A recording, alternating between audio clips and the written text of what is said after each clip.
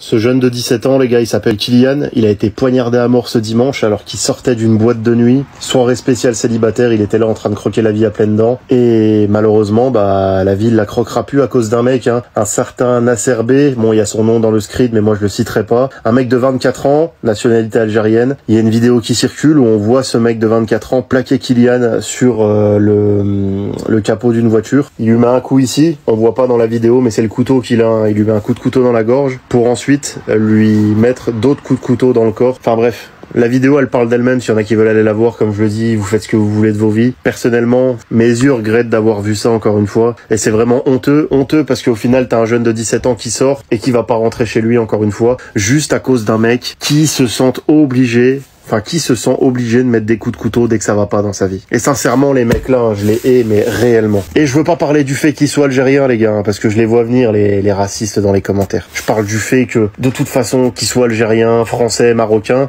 si demain on enlève tous ceux qui ne sont pas français de la France, il y aura quand même des coups de couteau, il y aura quand même des viols. Et ça, on va pas en faire un débat, on va pas en faire un sujet, c'est la vérité. Il y en aura peut-être moins, mais il y en aura toujours. Et ces gens-là qui mettent des coups de couteau, sincèrement, c'est honteux. C'est honteux de pouvoir vivre comme ça, vivre paisiblement quand on fait des choses comme ça. Bref, de toute façon, on va pas en parler pendant des heures, on peut en parler dans les commentaires évidemment, mais ce que je veux dire, c'est que je vais pas faire une vidéo de 10 minutes en étant en boucle sur ça. En tout cas, j'espère que sa famille va réussir à aller de l'avant, parce que je pense que ça va être très dur, et j'espère en tout cas que ce Nasser B là aura des sanctions assez représentatives de ce qu'il a fait. Même si on est en France et qu'on sait que ce genre de personnes, c'est très vite dehors, j'espère qu'il y aura une justice.